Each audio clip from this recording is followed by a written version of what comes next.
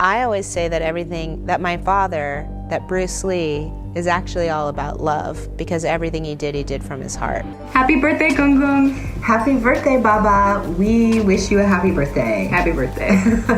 80 years of Bruce Lee. It's amazing. It is amazing. If I could describe Bruce Lee in one word, it would be father.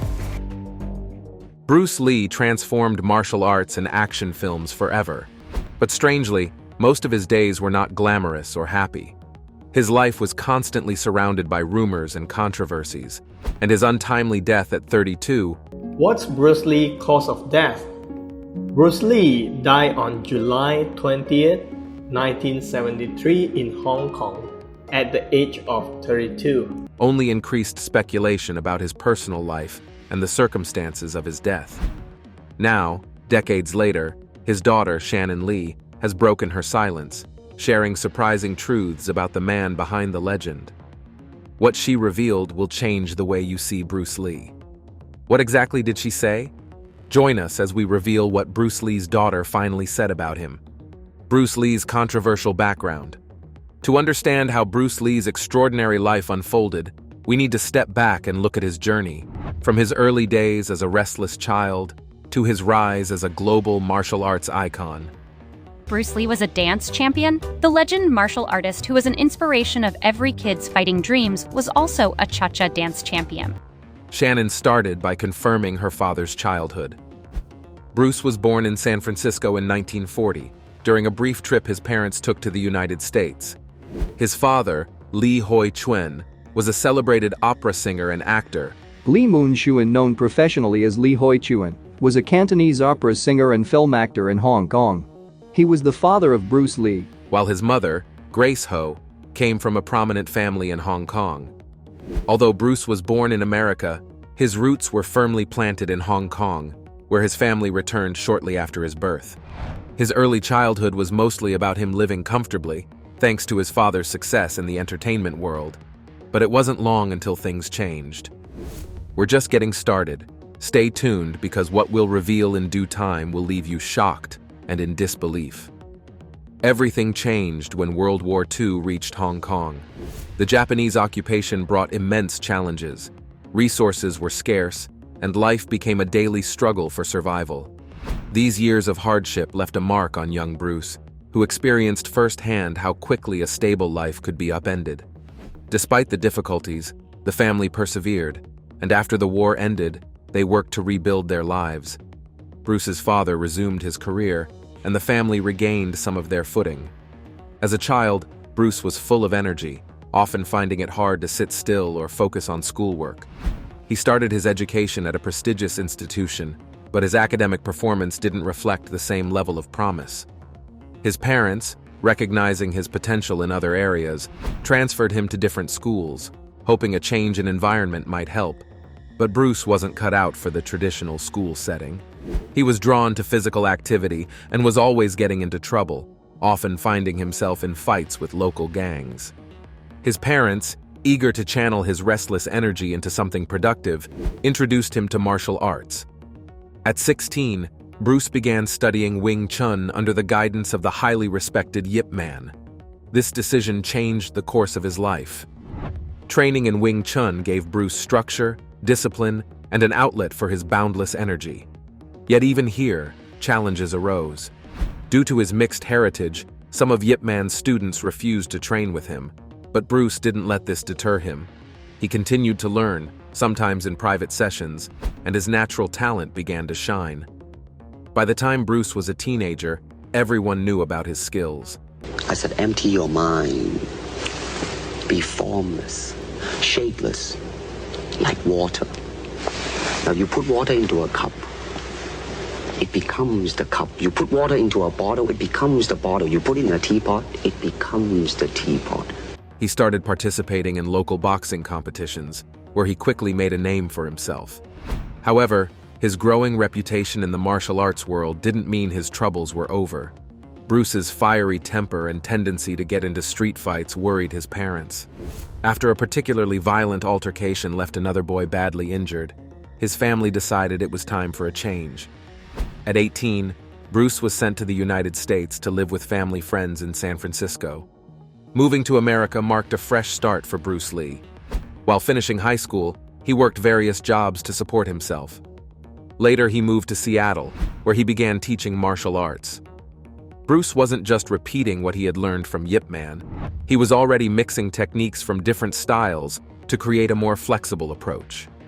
His classes became popular, attracting students from all backgrounds. While studying philosophy and drama at the University of Washington, Bruce started promoting his martial arts philosophy, which later became Jeet Kune Do, the way of the intercepting fist. This style focused on practicality and breaking away from rigid traditions. This served as the beginning of his martial arts career. The unexpected twist is coming, so keep watching. Bruce's successful career and death. In 1964, Bruce got his first big break when he performed a martial arts demonstration at the Long Beach International Karate Championships. His display of speed and power, including his famous one-inch punch, left the audience in shock. This event caught the attention of Hollywood, opening doors for him to pursue a career in film and television. His first major role came in the TV series The Green Hornet, where he played Kato. Although the show only lasted one season, it introduced Bruce's unique fighting style to a wider audience and planted the seeds for his future success. After The Green Hornet ended, Bruce found himself at a crossroads. Hollywood wasn't offering him leading roles, partly due to the racial biases of the time. Frustrated but undeterred, he returned to teaching martial arts and continued refining Jeet Kune Do. He also worked as a fight choreographer, lending his expertise to movies and TV shows. The movie Way of the Dragon, the most iconic martial arts scene in history, is the Bruce Lee versus Chuck Norris, which was actually filmed illegally. During this time, Bruce developed relationships with several Hollywood figures, many of whom became his students. His charisma and skill made him a sought-after teacher, even as he struggled to find his footing as an actor. In the early 1970s, Bruce decided to return to Hong Kong, where he discovered that he was already a star. His role in The Green Hornet had made him a household name in Asia, and this newfound fame led to opportunities in the Hong Kong film industry. His first major film, The Big Boss, was an instant hit, showcasing his martial arts prowess and on-screen presence. This success was followed by Fist of Fury and The Way of the Dragon, each more successful than the last. Bruce's films redefined martial arts cinema, combining intense fight scenes with an impressive exploration of philosophy and personal struggle. Bruce's growing success allowed him to take control of his career. He founded his own production company and began working on projects that reflected his vision. His collaboration with Warner Brothers on Enter the Dragon marked a significant milestone, bringing his talents to a global audience. Tragically, Bruce passed away just days before the film's release. Bruce Lee's impact didn't end when his life was cut short at just 32. In fact, it's safe to say that his death only made his legacy stronger. His movies turned martial arts into a global phenomenon and brought Hong Kong cinema into the spotlight like never before. Before Bruce, Hollywood barely paid attention to Asian actors, and when they did, it was often in stereotypical or secondary roles. Bruce changed that. His work laid the foundation for stars like Jackie Chan, Jet Li, and Donnie Yen to rise. He showed that martial arts could carry a movie and connect with audiences on a deep level, no matter where they were from. After his death, Bruce's influence didn't fade. His fight scenes became the blueprint for action choreography, studied and imitated by filmmakers across the globe. He made martial arts cool, accessible, and inspiring. Even today, directors and stunt coordinators credit Bruce Lee for how they approach action in films. His philosophy, which combined martial arts with a unique mindset of self-improvement and adaptability. I do not believe that there is such thing as like Chinese way of fighting or the Japanese way of fighting or whatever way of fighting. Has gone beyond the world of cinema. It's taught in gyms, seminars, and even business conferences. Bruce didn't just teach people how to fight, he showed them how to think. But while Bruce's legacy soared, his family faced a storm of controversies. The circumstances of his death raised endless rumors that left his wife Linda and their children, Shannon and Brandon, constantly defending his name. Bruce died in 1973, at the height of his fame, after collapsing in the home of actress Betty Ting Pei. The official cause was brain swelling caused by an allergic reaction to a painkiller, but that explanation didn't sit well with the public. People started making up wild stories, from secret love affairs to mob hits and even drug abuse. It was at this point his daughter knew she had to clear the air before her father's reputation was dragged into the mud. The drama is about to unfold, so don't miss it. Shannon's revelation about Bruce's life off-screen. Shannon was only 4 years old when Bruce died, but as she grew up, she made it her mission to protect his legacy from all the gossip and misinformation. According to Shannon, her father was a disciplined, thoughtful man who didn't fit the sensationalized stories that surrounded him. She's been clear that the idea of Bruce being involved in drugs is completely false. He never touched hard drugs, she says, and the traces of cannabis found in his system were blown out of proportion by the media. Shannon has also spoken about the challenges her family faced when Bruce's death was linked to Betty Ting Pei. The fact that Bruce was at Betty's house when he collapsed fueled rumors that they were having an affair. Betty herself received threats from angry fans who blamed her for Bruce's death. Shannon believes these accusations were not only unfair, but also deeply hurtful. There's no solid evidence that Bruce and Betty were romantically involved, but the scandalous narrative stuck, overshadowing the truth of his final hours. Shannon has also rejected the conspiracy theories that claim Bruce was killed by Chinese triads or his business partner Raymond Chow. Some have suggested that Chow, who worked closely with Bruce, had something to gain by his death, especially since Chow took control of Bruce's unfinished projects afterward. But Shannon dismisses this, emphasizing that her father's death was a tragic medical event, not the result of any criminal activity. One of the most persistent stories about Bruce's family is the idea of a curse. This theory gained traction after Bruce's son, Brandon, died in a tragic on-set accident while filming The Crow in 1993. Brandon was only 28, and his death mirrored his father's in its suddenness and mystery. People began speculating that the Lee family was cursed, pointing to the death of Bruce's brother in childhood as further evidence. Shannon has always been firm that this so-called curse is nothing more than superstition. She sees both her father's and brother's deaths as terrible accidents, not some supernatural pattern. Shannon has also been vocal about her frustration with how Hollywood portrays her father. She was especially critical of Quentin Tarantino's Once Upon a Time in Hollywood, where Bruce was depicted as cocky and easily beaten in a fight with a fictional stuntman. Shannon found this portrayal disrespectful and inaccurate. She pointed out that her father wasn't just a movie star. He was a real martial artist with actual wins under his belt. She felt that Tarantino reduced Bruce to a stereotype instead of showing the depth of his character and skill. In her efforts to preserve her father's legacy, Shannon has taken on the role of sharing who Bruce Lee really was. According to Shannon, Bruce had a unique ability to focus his mind and turn his goals into reality. He was all about self-discipline and finding balance in life, values that he instilled in his family and students. Shannon herself learned Jeet Kune Do, the martial art her father created, as a way to connect with him. Though she initially pursued acting, she eventually took on the responsibility of managing the Bruce Lee Foundation. Through the foundation, Shannon works to teach people about her father's philosophy and the positive impact it can have on their lives. The construction of the shrine initiated a centuries-old pilgrimage tradition, a practice that continues to this day. One of the most significant events tied to the site is the annual Nabi Musa festival, a pilgrimage from Jerusalem to the shrine. The festival is traditionally linked to the celebration of Laylat al-Miraj, commemorating the Prophet Muhammad's night journey and ascension to heaven. This vibrant festival demonstrates the lasting legacy of Moses in Islamic thought, as pilgrims honor his life by visiting this sacred place.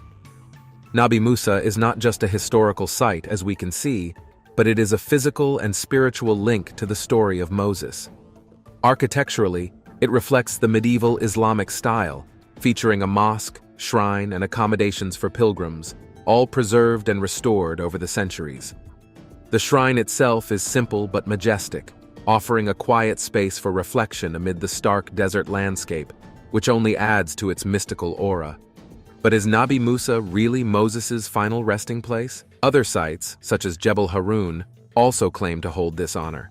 Located near Petra in modern-day Jordan, Jebel Harun is believed to be the burial place of Moses' brother Aaron. Some suggest that Moses himself could be buried nearby, making this mountain a site of great religious and historical significance.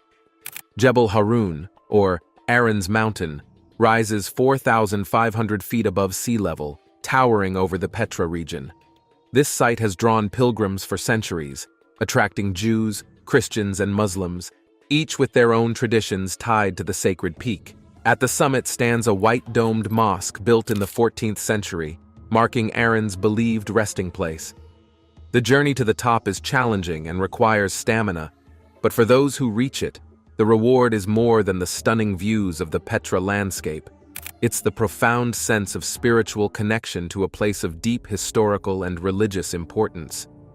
The mosque on Jebel Harun, with its simple yet striking white dome, marks the spot where Aaron, the brother of Moses, is believed to be buried. The modest structure consists of a single room and a small courtyard, but its religious significance far outweighs its size. Jebel Harun is revered in Jewish, Christian, and Muslim traditions as Aaron's resting place. According to the Torah, Aaron died and was buried at a location referred to as Mount Hor, or Mosera, though interpretations vary. The Jewish historian Josephus, in the 1st century AD, identified the mountain near Petra as Mount Hor, the site of Aaron's death. This belief was later embraced by Christians, who built a Byzantine monastery there, establishing it as a pilgrimage destination. In Islamic tradition, Aaron, known as Harun, is also highly revered. He is acknowledged in the Quran as a prophet who aided his brother Musa, Moses, in leading the Israelites. The current mosque, built during the Mamluk era in the early 14th century, stands atop the mountain as a sacred place for Muslims. However, long before the mosque, a Christian monastery stood here, offering refuge for travelers and pilgrims. Today, the ruins of that monastery can still be seen near the peak, a testament to the mountain's long history as a holy site. The interior of the mosque is simple, with a small room beneath the dome serving as a shrine to Aaron. An inscription above the door notes the mosque's last renovation in 1320 AD, maintaining the modest charm that invites visitors to reflect on the site's spiritual importance. Another significant location often associated with Moses is Mount Nebo, widely regarded as his final resting place. Mount Nebo, located in Jordan and rising about 2,300 feet above sea level, is rich with biblical history. According to the Bible, it was from this mountain that Moses was granted a view of the Promised Land, though he would not enter it. Instead, it is said that Moses died on Mount Nebo, with his burial site left a mystery. From the summit of Mount Nebo, one can take in breathtaking views of the Jordan River Valley, with the West Bank and, on clear days, even the city of Jerusalem visible in the distance. This panorama offers a sense of what Moses might have seen during his final moments. Over the centuries, Mount Nebo has remained a destination for pilgrims, adding to its deep religious and historical significance. Nearby lies the ancient town of Nebo, further enriching the site's sacred legacy. Mount Nebo's significance is made clearer in the book of Deuteronomy, as mentioned before, where it is described that Moses ascended the mountain, viewed the promised land of Canaan, and then passed away, leaving behind a legacy that would echo through millennia. To commemorate this sacred moment, a Christian church was built at the summit during the Byzantine era. Discovered during explorations in the 1930s, the site revealed a rich history beneath its soil. The church, originally constructed in the 4th century in the typical basilica pattern, was expanded in the 6th century. 6 tombs, carved into the rock beneath the church's mosaic floor, added to the site's enigma. Mount Nebo's enduring importance was highlighted in 2000 when Pope John Paul II visited the summit during his pilgrimage to the Holy Land. He planted an olive tree next to the Byzantine chapel, symbolizing peace and reflecting the mountain's spiritual history. 9 years later, Pope Benedict XVI followed suit, delivering a speech and admiring the same landscape that Moses might have seen. A modern addition to the site is a striking serpentine cross sculpture created by Italian artist Gian Paolo Fantoni. This artwork symbolizes both the bronze serpent invoked by Moses in the wilderness and the cross of Jesus, blending two powerful symbols of faith and redemption. Mount Nebo is also mentioned in the second book of Maccabees, where it is written that the prophet Jeremiah hid the tabernacle and the Ark of the Covenant in a cave on the mountain. This has led to centuries of speculation about hidden treasures still concealed there. The idea gained further attention when amateur archaeologist Ron Wyatt claimed to have found evidence supporting this theory. Despite Mount Nebo being the most widely accepted location for Moses' burial, the exact site of his grave remains unknown. This mystery captured the imagination of explorer Josh Gates, who embarked on an ambitious journey to uncover possible alternate burial sites. One area that caught his attention was the Sea of Galilee, a region steeped in biblical history. In 2018, Gates and his team set out on an expedition, meticulously planning to search for underwater sites or hidden structures around the Sea of Galilee, hoping to find clues to the long-lost tomb of Moses.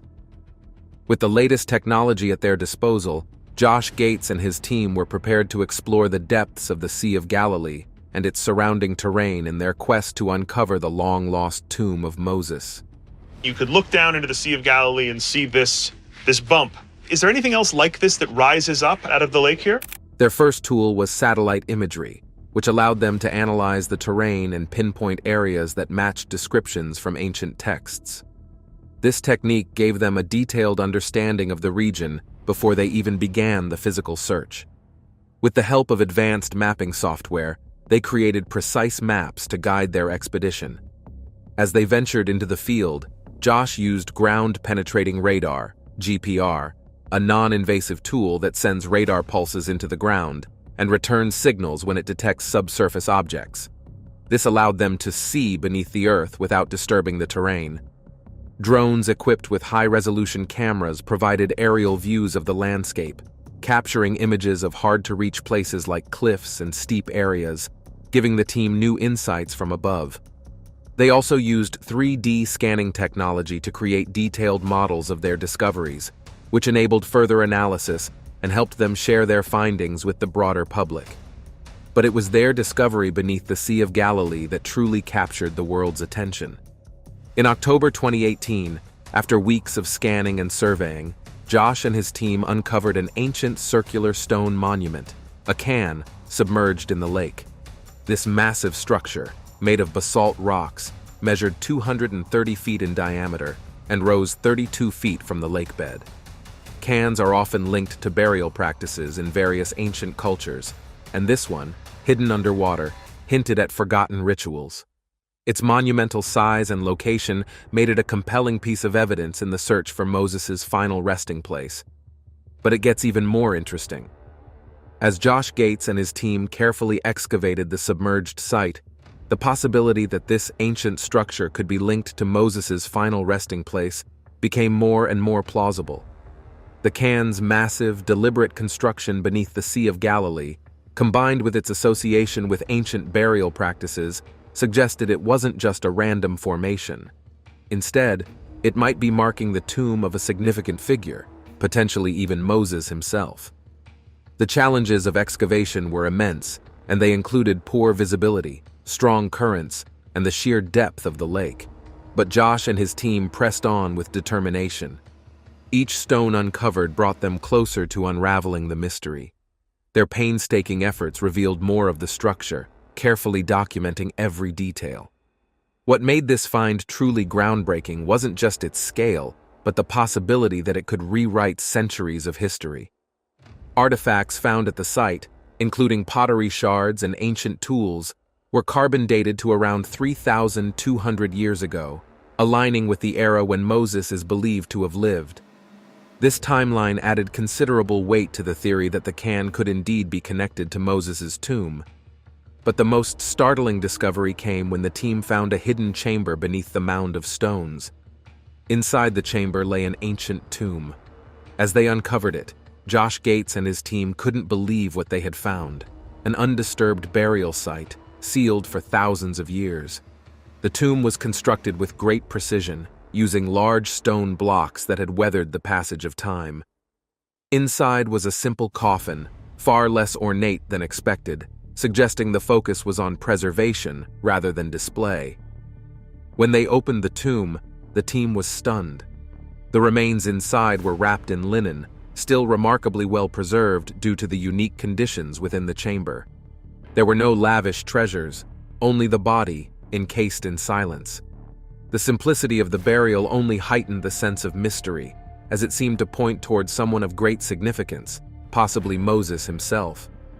Josh Gates exclaimed that they had found Moses' tomb, astonished by the revelation. The discovery, hidden beneath the waters of the Sea of Galilee, seemed to contradict centuries of tradition. Could this truly be the long-lost resting place of one of history's most revered figures? While you think about that, it will interest you to know that hiding Moses' place of burial was not a mistake, and it was rather an intentional move. Let's look at various explanations that have been given. Why Moses' tomb was hidden. Moses' tomb remaining hidden marks a significant break from the Torah's tradition of revering the burial sites of Israel's leaders, which began with Abraham purchasing the cave of Machpelah for Sarah, establishing a sacred family burial ground. This tradition was further honored when Joseph risked his status in Pharaoh's court to bury his father Jacob in the same location, and Moses later upheld it by ensuring Joseph's bones were carried out of Egypt during the Exodus. In light of these precedents, it raises the compelling question: why did God conceal Moses' burial place? The likely answer lies in the fear that Moses, due to his immense influence and the miracles he performed, might have been deified by future generations. But there are even more explanations for this. Ralbag offers a compelling, though flawed, explanation. Ralbag, or Rabbi Levi ben Gershon, was a medieval Jewish philosopher and scholar known for his work Milhamet Hashem, The Wars of the Lord, which explored topics like theology, metaphysics, and astronomy. His biblical commentaries blended rationalist philosophy with Jewish teachings, offering logical interpretations of Scripture, such as his explanation for the hidden burial place of Moses. He explained that if Moses' grave were known, future generations might deify him, given the miraculous acts associated with his leadership. Ralbag cites the episode of the copper serpent as evidence of this tendency. Initially, the copper serpent saved Israel from deadly snake bites, but over time, it became an object of idolatry, as indicated in 2 Kings chapter 18, verse 4. If an object crafted by Moses could lead to idol worship, how much more dangerous would Moses' own burial site be? Ralbag's argument gains strength when we examine Moses' own warnings against idolatry in Deuteronomy, chapter 4, verses 15 to 24. Here, Moses emphasizes that the Israelites saw no physical image of God at Sinai and strictly forbids the worship of any form, whether human or animal. Moses includes a stark warning that God is a consuming fire, a jealous God, making it clear that nothing, not even a human figure like himself, should be worshipped. The juxtaposition of Moses' teachings on idolatry with his announcement of his imminent death suggests that Moses was concerned about being deified. After all, the Israelites had witnessed his extraordinary abilities, leading them out of Egypt, performing miracles, and enduring supernatural feats, such as fasting for 40 days and nights. Moreover, Moses remained vigorous and youthful at his death, which could further fuel a belief in his immortality. In this context, Moses' reminder of his mortality is a key element of his final message. Though he performed miracles, his death was a testament to his humanity. By keeping his tomb hidden, God ensured that Moses' legacy would not be tarnished by idolatry. The act of concealing his burial place served as a divine safeguard, reinforcing that Moses, despite his greatness, was not to be worshipped as a god. This underscores the larger biblical message: human leaders, no matter how powerful, remain mortal, and worship is reserved for God alone. Finally, the Torah does not depict Moses as a failed leader. In fact, it affirms him as Israel's greatest prophet, as seen in the special mourning period given for him. Moses led the people with love and successfully prepared them for the transition to Joshua. However, both Moses and God understood the risk that the people might begin to see Moses as a god. To prevent this, God buried Moses in a place that was unsuitable for becoming a shrine. While the burial location was not exactly hidden, it was tied to deep, complex meanings within Israel's history, particularly a painful event that would prevent anyone from elevating Moses to divine status. Do you think it makes sense to hide the burial place of such a powerful leader? We would love to know in the comments. If you enjoyed watching this video, don't forget to leave a like, share it with your family and friends, and subscribe to our channel so you don't miss our next updates. Also, click the next video on your screen to enjoy more exciting content.